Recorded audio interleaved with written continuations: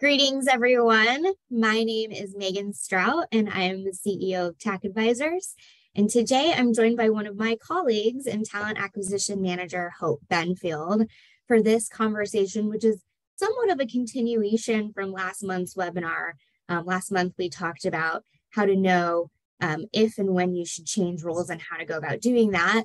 And so the next step when you think you might be ready to make a move is obviously going out and trying to find a job.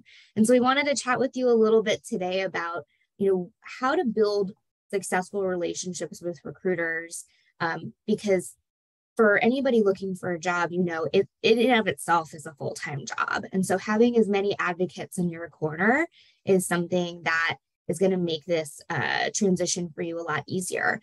But not only did we want to focus this webinar today on the candidate experience and working with a recruiter, but also many of you, as you grow in your careers or currently where you are right now, are going to be hiring managers. And so if you do need help with hiring and your internal teams, if you have them that are recruiters, don't have capacity to search and find somebody for your company on their own, a lot of organizations will partner with external recruiters. And so what should you be looking for when you're partnering with an external recruiting firm to make sure that you are building a good partnership and ultimately making a good hire? So thank you so much for joining me today, Hope. I really appreciate it. Yeah, I'm super excited to be here. I think we had a lot of fun together on our last webinar, so hopefully we can keep the ball rolling.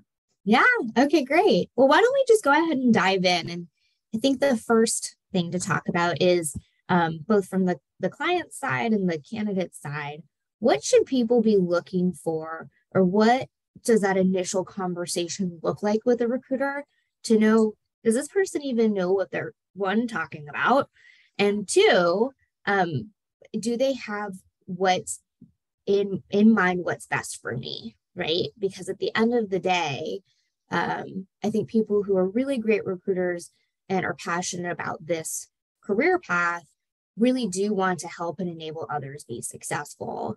And so, Hope, why don't you start off by just talking a little bit about what does that initial conversation look like for a potential job seeker looking to partner with a recruiter for their search? Yeah, and I think you kind of hit the nail on the head too, when it all comes down to honesty, right? Really being honest with the recruiter, especially when you are jumping into those first initial conversations. I almost treat it like a first date. You want to kind of get into what are those must-haves? What are my non-negotiables? What does that look like for me long-term? And is that going to change, or will I be happy with it?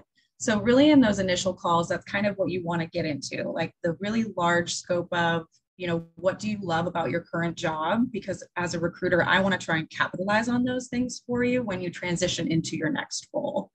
Additionally, what does your next position look like for you, 3 years from now, 5 years from now? What's your goal? What are you looking to transition into, transition out of? If it's industry, if it's a broader breadth of a type of position, if you are more project-based, more operational. Again, those non-negotiables, and that can come in a lot of different forms, especially right now with a lot of candidates either looking at on-site versus remote work versus hybrid. We're starting to see people transition back into the office. So if that's a hard stop for you or a non-negotiable, we want to kind of dive into that a little bit with you. Again, that target salary is going to be a big one. And then I think too, with a really good recruiter, we should be diving in a little bit to those first, few opportunities that you've had in the last couple of years, or even your most recent position, just so we can understand what kind of things you've been taking on. Yeah, I love that. Yeah, we the non-negotiable piece is really funny because we asked that question here, and almost every time I ask that, everybody goes, "Oh, nobody's ever asked me that before. I don't even know what my non-negotiables are," but that's so important, right? And kind of what Taylor Allison said in our last webinar is a big part of her figuring out what she wanted to do next was figuring out what she didn't want to do, like what wasn't a good fit for her. And that can be everything from, commute. It can be the hours that you're working, especially in the administrative professional world. Some executives truly need 24-hour support. And so, and there are people who are willing to do that. And there are certainly people who are in a different stage in their life who can't and won't, right? It can be, I've seen all kinds of stuff, like certain industries that they just do not agree with or have an interest in working in. So there's so many things that can be non-negotiables, and starting to have that sort of reflection inside of what is going to ultimately make you happy, it makes us better recruiters. So on the flip side of this, and it's sort of funny timing, as I was literally before this webinar on the phone with a client who's trying to help her husband get an assistant. And so her husband's never had an assistant before. So she's like, I know he needs this, but I don't know how to convince him that he needs this. So what are the questions that you ask to help somebody determine what it is that they need? And I said, well, I need to have a conversation and dig into like, what are the biggest burning points in their life right now and in their job that they just want to immediately offload? Because there's so much, as you as administrative professionals know, that you do that an exec has no idea, right? Like if you're doing your job and you're doing it really well, things just sort of magically get done. Like poof, someone's automatically onboarded. Like, how did that happen? Or, oh, like these meetings just got changed and I didn't even have to ask, right? So having an exploratory conversation with a company, really understanding like, how are they growing over the next year? What are the tasks that are draining you right now that you would love to offload immediately? What's the current landscape of your existing team, and what resources like can you potentially offload some of these tasks to, so that we can find a hire that it can fill the biggest gap, right? All of those are questions that if you're going to be hiring a recruiter, they should be asking in the first call, because anybody who just comes in and says, without asking questions like, well, you need to hire this and this is what you want to pay, is prescribing before having an opportunity to diagnose, right? Just like if you're going to go to a doctor, if you walk in and they don't even ask you like what hurts, and they're just like, I'm going to give you amoxicillin and Xanax, and you're like, I have a growth on my back. Like, what are you like that? Why are you giving me amoxicillin? What is that going to do, right? So that sort of diagnose before prescribe thing is super important on both sides. Okay, great. So once you have that like initial conversation, and I guess we kind of just touched on it a little bit, this one sort of glaring piece about salary on the candidate side and on the recruiter side for clients. How do you approach this? And especially too, in a lot of states, I know California specifically, you're not legally allowed to ask someone what they're currently making. And I actually do agree with that requirement, because I do think people should be compensated based on the value that they bring to an organization, not what a previous company paid them. So I'm in 100% agreement of that, but we still need to know, right? Like, what's the bare minimum like you need to even consider accepting a new position? Because we don't want to waste your time on positions that aren't going to meet that threshold. So what are your thoughts on that, Hope? I mean, again, goes back to honesty. I don't want to offend you, right? If I send you something at 115K, but your base to even make or consider making a move for it to make sense would be at 150. So that's why we have those conversations, because I want to tailor my search to you to make sure that we're giving you what you need, that it makes sense, right? So that's usually how I approach the conversation. I'll come to them, and Bay Area, for example, I've lived in the Bay Area. Meagan has lived in the Bay Area. We fully understand that a girl's got to eat out there, and it's really expensive to live, and even commute back and forth, taking the train, taking BART, taking the bridge, tolls, and things like that. So we want to calculate not just what your base salary looks like and what you would need on the base to even consider making a move, but also what that total compensation package looks like to you. If you're more interested in an equity package, or if you have to have benefits that are fully paid, if you need a commuter package, or if you are looking at, total comp needs to be all encompassing closer to a specific dollar amount. Those are the types of things that we want to kind of talk through and just understand, so that we can send you the right roles within that price range. at the end of the day, I know a lot of recruiters might not say it out loud, but a win for you is a win for us too. So we want to see you make that, over the top number. We want to see you really be valued for the work that you're going to be putting in with our clients. Yeah, I love that. And so then on the client side, somebody who's hiring, I get this question a lot of, again, what should I be paying this person? And so again, I can't prescribe without having a moment to diagnose. And so really understanding what is the full scope of the job, what is the location, is super important for me to understand and recommend what salary band should be. And ideally, when you're looking at partnering with a recruiter, you also want somebody who's accustomed to working in your specific geographical area if it is an on-site position, because compensation in San Francisco and New York is very different from Austin, Texas, and Miami, right? And so that is something that's going to be pretty key, is making sure that they understand, like, what are the salary bands for these types of positions? Because you know, as a company, maybe you typically pay in like the 75th percentile, right? So, but what is the 75th percentile for your industry and your geographic location? Because you do want to be competitive, and you want to make sure that if you find a candidate that you love, that you don't get all the way to the end of the process and then give them a salary that either they can't live off of, or that they're not excited about, or that you're going to lose them to because of a competing offer that comes above and beyond what you're willing to pay. And so another thing to think about too is, like, for us, we have a technology partnership with Pave, which is an amazing software for those of you who have been working with us and following us for, I think, a year or two. We sent out, I think, in our newsletter, like, access to Pave for people that were in our network.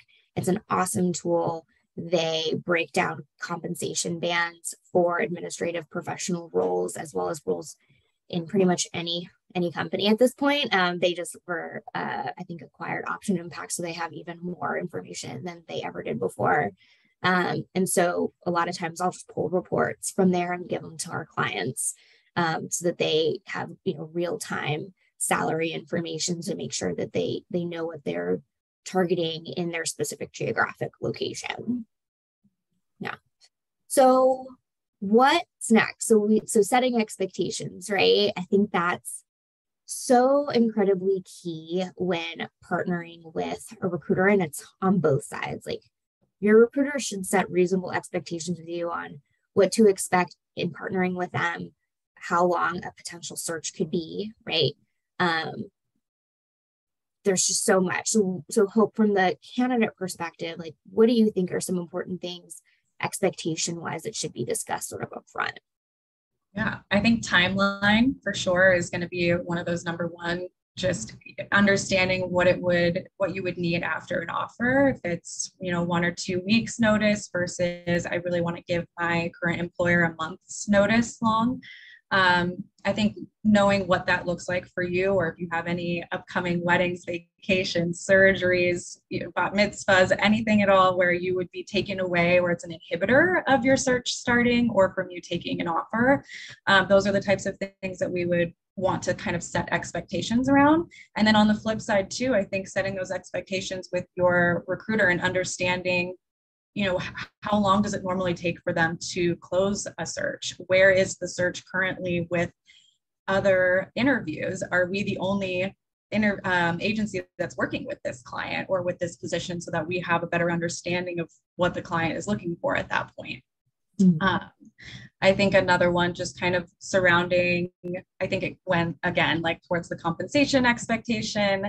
And then possibly I would say over communicating where you are in your interview process with other agencies, other employers, whatever it may be, because for us, we don't have a good understanding of where you are in the interview process with other companies as well. Then for me, I'll set you up with as many interviews as possible. So I think just letting us know too when we need to pump the brakes, or if we need to speed things up for you so that you have all of the information that you need to get to an offer, is really important as well. I don't know if I've missed anything there. What do you think? Yeah, I mean, so for me, whenever I'm partnering with a candidate, and if I have an active role, so So kind of going back to that initial conversation, sometimes I'll have an initial call with somebody because they're actively interviewing, and then I'll look and see if I have a position that's we're working on right now. But the reality is like recruiting firms come in all different shapes and sizes. At Tack, we're like a fairly boutique firm and we solely focus on administrative roles, right? So if you're looking for a role that's not administrative, we're upfront right from the beginning and say, hey, like we're probably not going to be able to help you find a job, but here are some other agencies that we recommend that are in the space that you're looking for, right? And so being honest about that up front. Also, if what you're looking for is very much a needle in a haystack job, I always like to be honest and say, hey, like in my career, 7 years of doing this, I've only worked on one position like this. So if you're really adamant about wanting this specific role in these parameters, I recommend casting a wider net, working with some other recruiting firms, also applying actively online, right? Like, because if you're very eager to find a new role, then you do have to cast a bit of a wider net, and for us, like we can, not only are we a smaller agency, but we're very specific in our niche and what we do. We only work on maybe 15, 18 searches at any given time because we want to give a really high level of care and service to the existing clients that we have. So again, if you're actively looking for roles and we don't have anything right in this moment, then it could be a couple of weeks, it could be a couple of months. There are some people that I've worked with for 3 or 4 years before I finally placed them. They weren't active, but I built a relationship of like, hey, what's your dream role? And if it comes across my desk, can I give you a call? Right. And so there are literally people who, I just stayed in touch with on a kind of casual basis. The perfect job hit my desk. I picked up the phone and I said, hey, I think you should work, interview for this. And they got the role. Right. And so it really depends on what is your sense of urgency and or how, like, what exactly are you wanting? And then finding those recruiters that specialize in that space and building those long-term relationships. I think the only other thing expectation wise, so on the candidate side, and then we'll talk about the client side, is let's say we do have a role that or a few roles that are aligned with what you're looking for right now. I always try to walk them through exactly what you can expect from us. And so for us at Tack, our sort of baseline standard of care service is we help all of our candidates once we present jobs, and if there needs to be some edits to your resume, we'll give it a second look. We'll help you clean it up and craft it to make sure it really emphasizes all the great things that you've done in your job. Because at the end of the day, it's just like interviewing, crafting resumes is a learned skill. And so because we're experts in this space, it's something that we can help with. We do help people prep for interviews because it's a learned skill. And it's something that we actually find to be really fun. And we want people to be able to feel confident, especially in this administrative professional role where you're not accustomed to every day talking about yourself, right? Like you're a very behind the scenes position. And so breaking out of that sort of lifestyle or habit can be really, really tough. And so teaching you how to articulate your experience is something that is something that we specialize in doing. We, after every interview, we debrief to understand, like, what did you love about the interview? Do you have any red flags? Is there anything else that we should know? Where are you in your interview process? Because if you are excited about this job, we want to communicate that to our client so that they keep the ball moving. And if you're not, let us know, because we can gracefully remove you from the process in a way that still separates you from the organization in a professional manner, because you just never know when you are going to cross paths with people again. And so maintaining and constantly being professional throughout the entire process is super important. And then, of course, if we get to offer stage, we make sure that everything ideally that's on your have to have list and potentially on your nice to have list is communicated to the client so that they can put together the best package for you. So now the flip side of that is, well, what do you get if you're working, with a recruiter on the client side. And so this can really be kind of a crapshoot. To be completely honest, like every recruiting firm is different, and there's a lot of differences between like a staffing agency and an executive search firm. And so on the staffing side, they typically either do like temp or temp to perm hires, so positions that can have a lot of movement as far as like the length of time a candidate stays with you. And also it's more of a volume position of like just sending as many possible candidates as opposed to like truly screening, calibrating, and just sending the best possible candidates based on your parameters. For us at Tack, we operate more like an executive search firm. So although we're not placing CEOs and CFOs, we're placing people to CEOs and CFOs. And so again, that same sort of standard of care level of service is super important.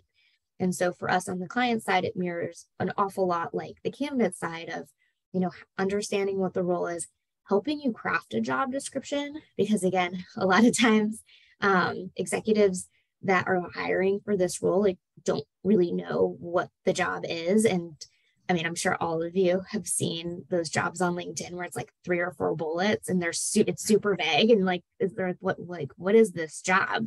Like, I don't even really know what the job is. It's not super clear, right? And so getting really specific on what are the scope of this position and the expectations for this. We also help, sort of prep our clients for interviews, give them information about the candidate in advance so that they can, focus and tailor their interview process on digging into specific areas during the interview. We debrief our clients after interviews to understand, like, what did they like about the candidates that they met with? What didn't they like? How would you like us to calibrate the search? Are there certain qualities you saw in a candidate that you want us to focus on more when interviewing and screening more people for them? And then again, depending on the size and stage of the company, for a lot of our clients, they're first-time founders, they're super early stage startups. They don't even have an offer letter drafted. This might be one of their first hires. And so we can help them with crafting an offer letter, making sure all the important information is in it. And, on top of that, we do have like an onboarding program that some of our early stage startups opt for because they don't even know how to onboard this person, right? And so that's some stuff that you can see, and you see that more so that kind of high level of service and more of like an executive search firm versus like a staffing firm. Okay. I was going to say, I think feedback kind of goes both ways too, right? Because if we're debriefing with you, we're going to debrief with clients, and then we do, good news, bad news. I always say good news, bad news. I'll call you either way. We'll chat through it together. It is important, I think, to gain that feedback for yourselves too from the client side, just so you know how to tailor your next interview or whatever it is. And we do our best to try to get that for you. So don't be afraid to ask if there is any feedback that pertains to the interview. Yeah. With that being said, sometimes we don't get feedback. Sometimes we don't. And we can pull teeth and try to hunt people down, and we won't get constructive feedback, and we'll let you know. But we do always try to get as much constructive feedback as possible, because I'm a big believer that like that's how you learn and grow and adjust interviewing. And so we always try to do the best for you. Okay, so agency size, I touched on it very briefly. For us, we're growing at Tack, but I mentioned we're a team of 8 people. For us, we only work on maybe 12 to 15 searches at any given time. That's a good question to ask, both if you're a client or a candidate, is, how many searches do you work on? Because if somebody's going to give you the level of care and support that you need throughout your process, you don't want to work with somebody that's a small company but has like 100 searches, right? Because then like literally the only way you can possibly manage that many is like throwing spaghetti at a wall, right? So sort of a good rule of thumb is for the amount of managers within a talent company, and so people who manage a client, like the most amount of searches you want somebody to manage at any given time is like 5 to 7-ish. And that can be a mixture of what we call retained searches, where we work exclusively with the company and provide slightly higher level of care and service, and contingent, meaning that you can partner with a company, but they can have work with multiple agencies, right? And so 5 to 7 is sort of the magic number. It's, think about like, if you're going to go to a doctor's office, or go to like the emergency room, like you don't want a doctor who's treating 50 patients. You want a doctor who's treating maybe like 10 patients, because there's just no way that they're going to be able to keep track of all the people they're serving and the people they're caring for in a single day, right? And so that's like an interesting just sort of factoid to keep in mind. I think it's nice too to kind of look at those niche agencies. With Tack Advisors, we do specify really specifically with those top 1% of the administrative professional staff. So I think looking, if you are, casting yourself a wider net, making sure that you're finding other recruiters and agencies that are specialized in what you need.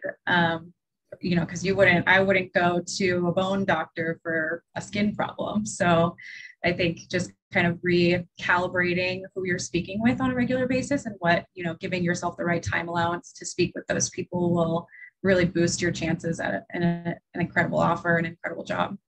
Yeah, love that. So this is actually sort of timely because this question just came in, is like, how do you stay in touch with a recruiter? And how do you approach a recruiter who you had an initial call with them and you didn't hear back? So let's talk about just like general ongoing communication with the recruiter and what to expect. So I'll say on my side, I do, if I have an initial call with somebody, and again, I don't have a job that's right for them right now for various amount of reasons. It's not in the industry they want. It's not the geographic specifications we discussed. It's not the comp band that they discussed. I at least do try to tell people, hey, I might have a new job for you in a week. I might have a new job for you in 3 years, right? And so if you don't hear from me, I'm not ghosting you. It's just because I don't have a job that is in the specific requirements you discussed, and or your experience doesn't hit the specific requirements that the client is asking for. And I think that that's also a super important thing, is that usually if a company is going to work with a third party recruiting firm, they're doing that because their internal firm is not able to find people in their very specific specifications, and or the people actively applying for the job don't fit those very specific requirements.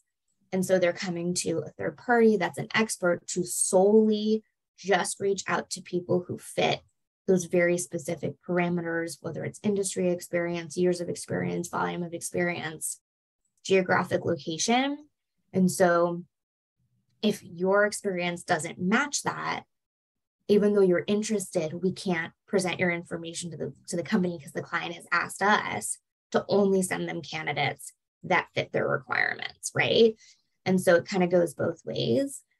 So I at least try to have that conversation up front with candidates, either in the initial call, or we always do a sort of a second, what we call technical screen, and really dig into a candidate's experience to understand, pace and volume and personality and types of companies, to make sure it's a good match.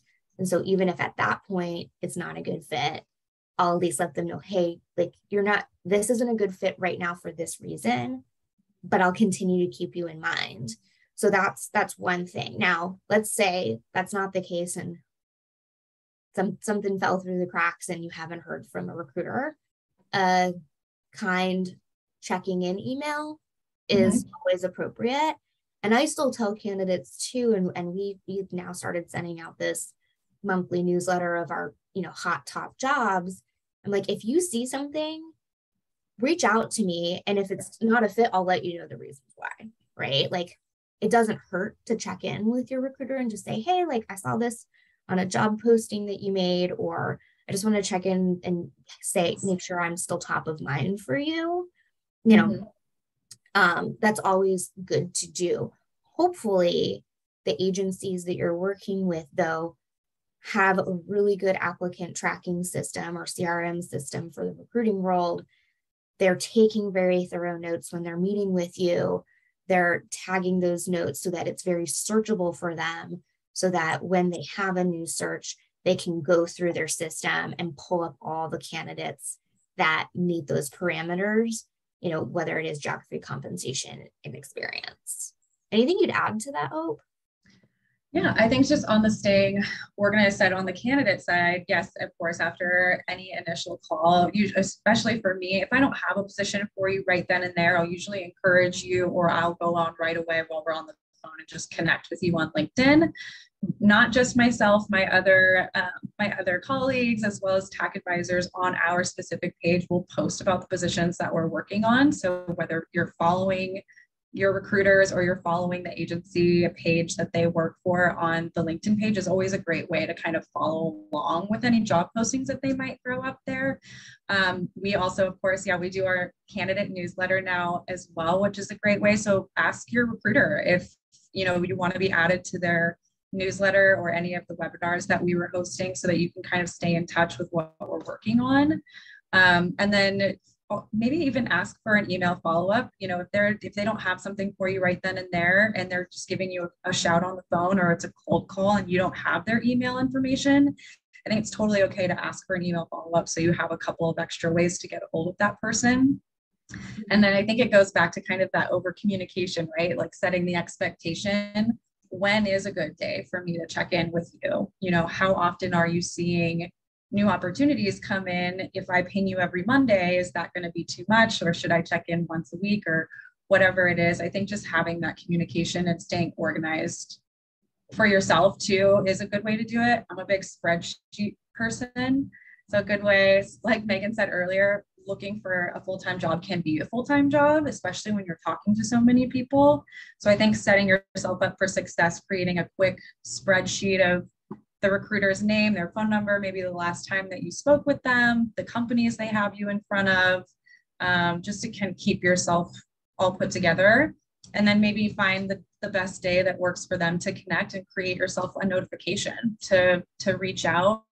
I won't say her name now, but I use my Amazon, who, to set notifications for myself all the time. So she'll just remind me on the 1st or the 5th of things that I need to get done. And sometimes that is work related. And it's really a simple way to just kind of set it and forget it. And then I know to check in. Yeah. Yeah.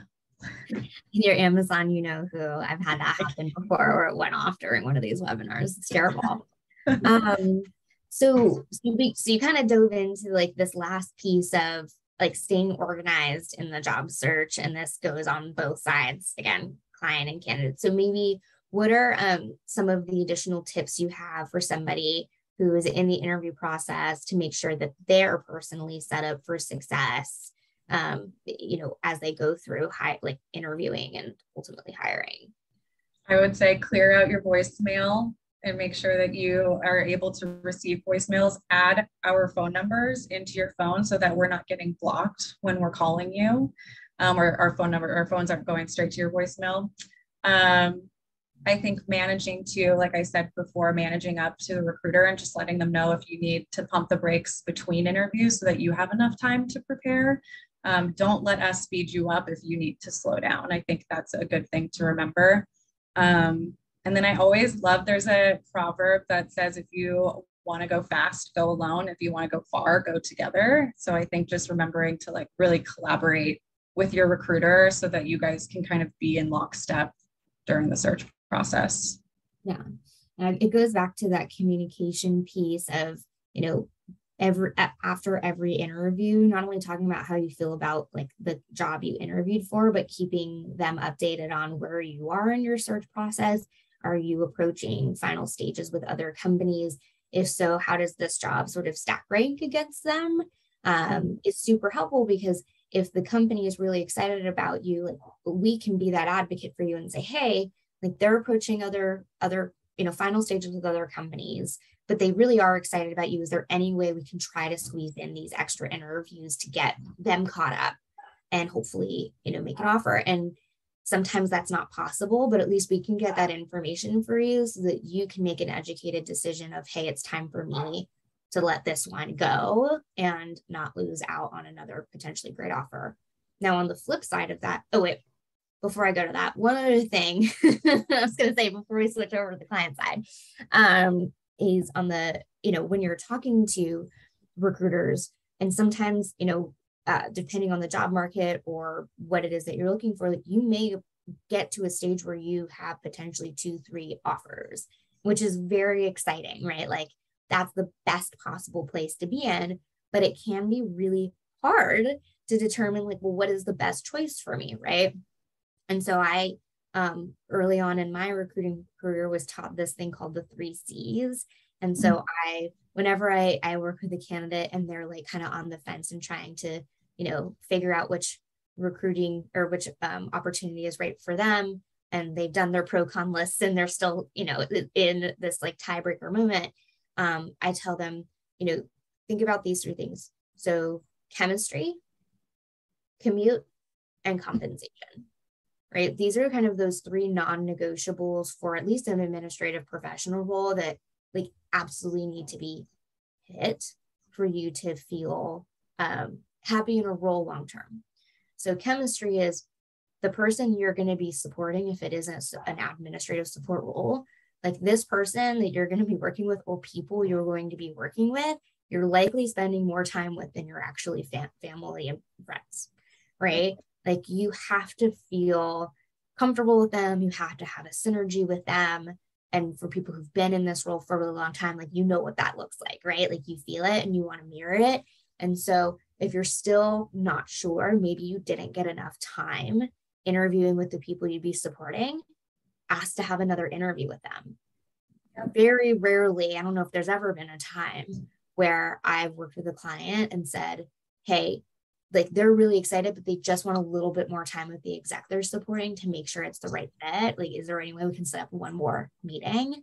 Like usually they jump at the chance if they're excited about the candidate. They're like, of course, like we know how important this relationship is, right? So chemistry, commute, right? Again, and that can look very different now, 3 years into, post-pandemic. Some companies are still in office 5 days. Some companies are hybrid, some companies are remote. And there are people who genuinely do want to go back into an office because they're extroverts and they miss being around people. And so if that's something that's important to you, then look, like, does this company that you're interviewing for have an in-office component? And is that office in a easy place to get for you? Is it in a safe location? Is it, depending on where you live, is there parking? Is there, commuter benefits, like all of these things to think about? Or is it easy to get to on mass transit, right? Like stack rank it that way. And if it's remote and that's what's important to you, obviously that's a big bonus, right? And so that's something to think about. And then compensation is compensation, right? And for that, you're really not going to know unless you get to an offer. But if you're working with a recruiter, they're going to have some insight into what the comp bands are. And in some states now, it's required to share those comp bands up front. And so there will be some insight there of, likely this is what the comp package is going to look like for this job versus job B versus job C, right? But comp isn't everything. And I've told a lot of candidates I've specifically worked out about this is that if you're literally looking at a difference of $5K a year, you're splitting hairs. I remember when I first graduated from college, I had 3 offers on the table. One with a company that I had worked with in high school I knew an amazing company to work for. And they actually offered me the most money of any of the companies. But they only had one hotel. For those of you who don't know, I worked in hotel management for a decade. So they only had one hotel. The other company, the second company, was a company I'd always wanted to work for. And they weren't, the first company also gave me a right out of college management job. The second company was a management and training job. So it wasn't a direct manager, and the compensation I think was like 3 or 4K less than what the other company was. But their management and training program was this amazing rotation through the entire hotel, which I had never done before. And I wanted somebody who was going to invest in my professional development. Like that was important for me at that point in my life. And they had 80 hotels all over the world. And I really wanted to travel and have the opportunity to work in different places. And then the third place, I weeded out pretty quickly. So ultimately, I went with the second company that was less money and a lesser title because there was more opportunity for growth. And that for me, what was more important.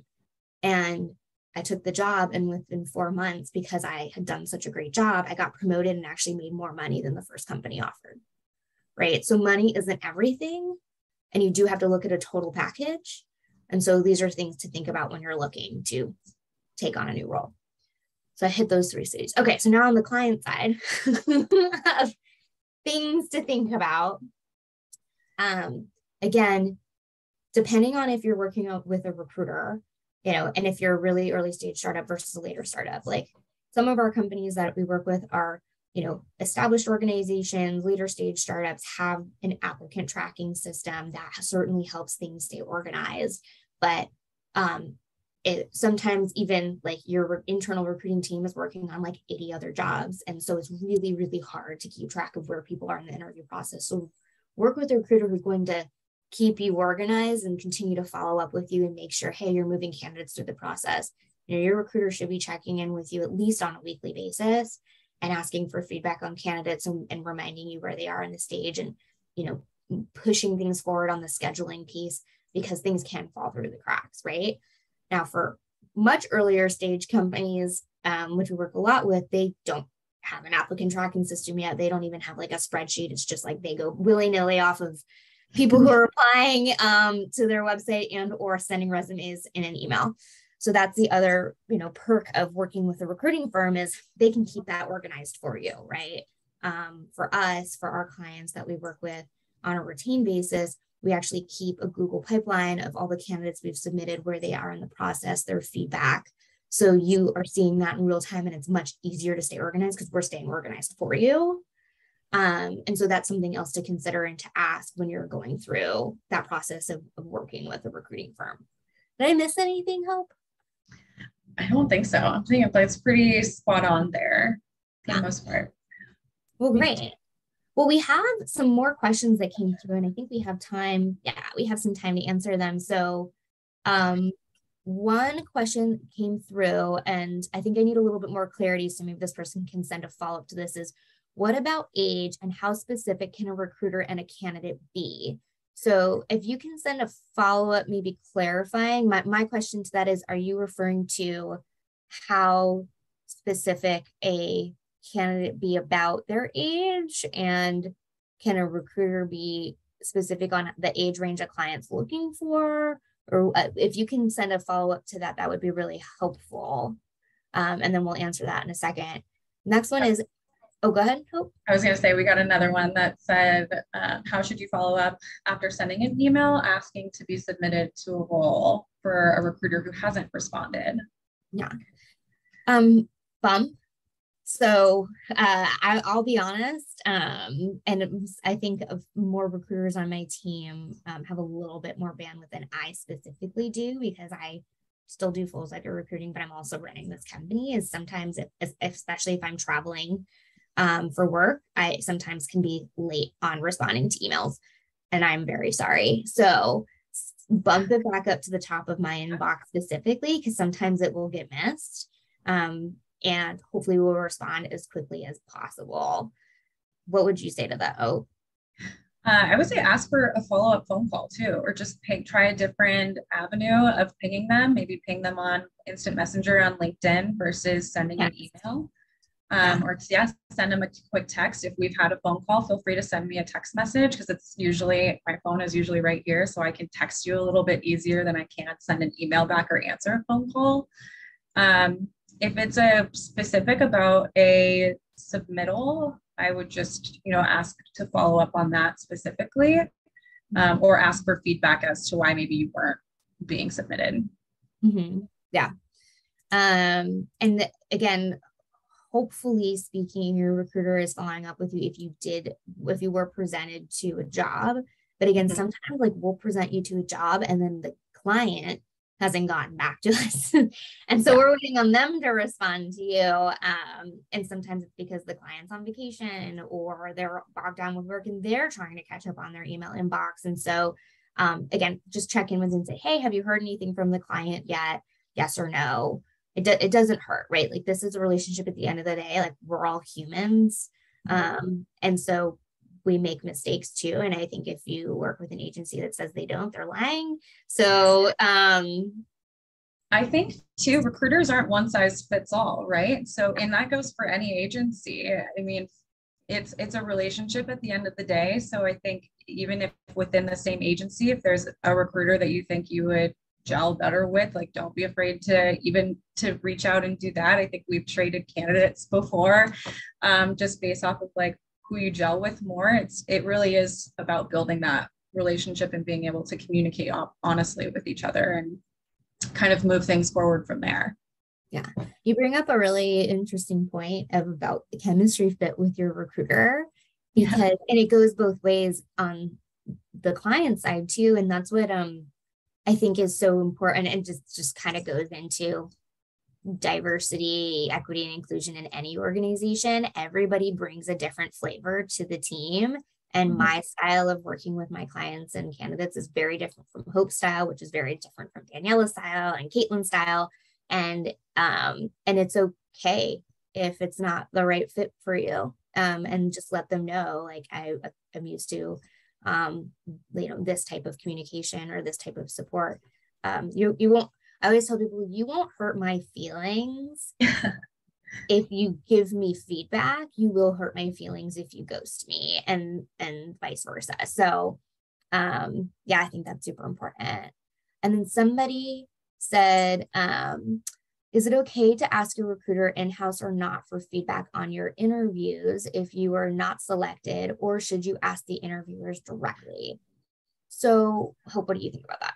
I mean, I would absolutely ask your recruiter directly, just where, we should be able to get that feedback for you. We kind of are acting as that buffer and that liaison between the client. So I think just being able to I think we talked about like keeping things very professional a little bit earlier on the webinar. So I think being as professional as possible is kind of keeping that communication with the recruiter, just so the industries out there can be very small and you never know, again, when you might be in the same room with that person again. So you never know what boundaries you might be crossing or whatever it is, or what is in place between the agency and the company. So I think just always trying to reiterate with your recruiter, debrief with your recruiter and get that feedback directly is the easiest way to do it.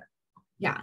And also for feedback in this particular sector of administrative support, the feedback can literally just be, it was a better chemistry fit with somebody else. Yeah. And there isn't constructive feedback. Like if we can get constructive feedback, like, hey, you specifically said this in the interview and that turned them off, right? Like sometimes we get that feedback and sometimes it's like they were both great candidates, but I just connected more with candidate B. And that's that. And there's nothing wrong with that, right? Like there is a lid for every pot. And so it's our job to try to help you find the pot that fits your lid. But yeah, it never hurts to ask, right? But also don't be upset if you don't get anything more like tactical than that. Yeah. Okay. So why would I use a recruiter versus searching on my own? So a couple of different reasons. One, for us at least, there's a lot of organizations we work with that have confidential searches that they can't post online. And so again, if you're looking for a job, you want to cast a wide net because perhaps we're working with a really cool company or organization or private individual that doesn't have an online presence. What else would you say to that, Hope? I think it really does come down to access, right? So like you said, there are companies, maybe especially in the startup realm that we work with, that are so new that they aren't present on LinkedIn.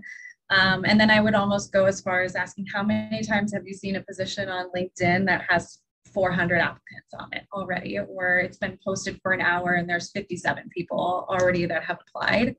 So I think the accessibility, not just to the position, but also to the client in general, is huge, because a lot of our clients, maybe they have one position available that they're currently interviewing for, but they might see you for a completely different role. So having that ability to kind of maneuver you where we think you're a best fit within our clients and have that access is really great. And then the communication level as well, I believe is a lot different when it comes to recruiting versus searching on your own, which I do think that you should do in tandem. You should always be continuing your search on your own as well.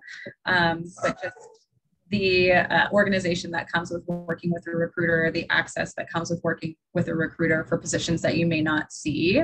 And then also the feedback, like the live feedback is always really great to have. The interview preps that we get you ready for, the resume edits. There's just a lot that you can benefit from when it comes to working with an agency. Yeah. And you have to remember too, so a lot of the points Hope made is for, especially smaller organizations, but even for larger organizations, because we're actively working directly with the hiring managers, we're getting more insight than even sometimes their internal recruiting teams are. And if their internal recruiting team doesn't specialize in administrative support, they are getting 400 applications. They don't know specifically what it is like they're looking for or what great looks like in a resume. And so we can be an advocate for you. I've literally had this happen more times than I can count, where I've worked with the client, I submitted resumes and they're like, well, I'm not interested in that person. I don't like the way their resume looks. And I'm like, you need to speak to them for XYZ reason. They interview with them and they ended up hiring them. Mm-hmm. But they were initially going to pass on them because they didn't like the way their resume read. Right. And so when you're working with a recruiter, we can advocate for you because we dig in and really understand the value you bring to the table. And then we can push you along through the process. Mm-hmm. All right. Yeah. I think if you're on your own, you're almost at the mercy of either the internal recruiting team or a very, very inundated another EA hiring manager, whoever it is, somebody that's like really up to their ears with emails. So I think if the more face time that we can get you with employers is what you want. Yeah. And then on the client side, so the flip side of that, because we do work with a handful of larger companies that have their own internal teams, but they've been spinning their wheels and haven't been able to find the right person. And often we're brought in because since we specialize solely in this niche, this is all we do all day, every day. We have a really big network of people in this space and people that don't even have LinkedIn's or social media, right? That we just know because of referrals. And so that you're getting access to a larger pool. And then also, because we really intimately know the space, we understand the nuances between different industries, different types of execs, different working styles, and can be sort of that matchmaker. And so that's another value that working with an external firm can bring to an organization. So I'm going to go back to this question because we didn't get any more clarification about the age question. So I'm going to just assume I understand what it is. So, and I touched on this a little bit last webinar about age. So I don't care about age at all. I just 2 months ago placed somebody who was in their 50s with a younger tech executive. But it didn't matter how old she was because, first of all, and I've literally said this to her, I'm like, you are way cooler than I am. Like, her spirit is so much more youthful than me. I am a little old lady, truly. She is so cool and she's so tech savvy and she's so plugged in, and her industry experience was so perfect for this exec that it didn't matter what their age was, right? Because they didn't show up in a way that was, and I was thinking about this the other day too. There's big difference between a 50-year-old Golden Girl, for those of you who watch the Golden Girls, and Jennifer Lopez at 50. Like, age truly does not matter anymore. So it shouldn't and it doesn't. Now with that being said, like, there are certain environments, like I'm very transparent with people who I work with on the candidate side, like, hey, this is a very young company. Like, pretty much everybody in the office is under the age of 30 and the exec is under the age of 30 and it's a first time founder. So is that something you're comfortable with? Because I have had older candidates who are like, no, I don't want to be the oldest person in the company. Right. Flip side, I've had clients and companies where everybody's in their 40s, 50s, 60s, and it's a recent graduate. And I'm also very honest with them and say, hey, like this is an environment where the majority of the team is much older. And so are you going to be comfortable in that environment? Or would you like a more, an environment where there's more people who are your cohorts or peers, right? And so it's about your level of comfortability. And some people don't care. And I've worked in both environments, right? And so I think it's really up to you of like, how do you feel and what will make you feel the most comfortable at work? Anything you'd add to that, Hope? I think too, if it comes down to like, I think, I don't know if this is maybe referring to the word like more junior profile, which I have seen quite a bit. And really it comes down to too, like compensation, like you'll see reflected if they need a recent graduate, it's going to be reflected on the compensation side of what they have budgeted for that role. So I think, again, just being honest with what your needs are and the type of culture and environment that you think that you would thrive best in would work. But other than that, I mean, I've never asked, so we don't ask and we don't, it's not usually an issue. We just want to make sure that you're comfortable in the company culture. Yeah. Okay, great. What so kind of a follow-up question, this is how does the age earning dynamic impact opportunities? As an experienced administrative professional in my 50s and 2 decades of experience, it usually takes someone with vision to understand everything I can bring to the price point I'm seeking. I would agree with that. Again, the person I placed 2 months ago is the highest salary of anyone I've placed ever. And they have about 20 years of experience, but that's what the client was looking for, right? They wanted somebody who was an OG who's going to come in and just take over. And I was able to bring that. And it's because they had so much experience. With that being said, she came in with guns blazing and was able to fulfill all of those needs. I've also seen people who have been working for 20 years, but haven't developed their skills over 20 years, right? Have stayed in a very stagnant position where they haven't been challenged. And that is going to be reflective in compensation too. And that's why, for us on our side, it's not about years of experience. It's about quality of experience and what you bring to the table and how that compares to other people that are your peers. And so that's another thing that's a value of working with a recruiter is because we see this and we do this all day, every day, and we do those kind of like deep dive technical screens, we can compare people apples to apples on pace and volume and industry and, knowledge compared to other people that have same years of experience, less experience, more experience. Any other questions? This was great. Thank you so much for joining us today, Hope. I really appreciate it. Thank you for having me. It was a fun hour of my day to spend with you all. Yeah, absolutely. Well, thank you all for joining us, and hopefully this was helpful, and we hope to see you in future sessions. Thank you. Thank you.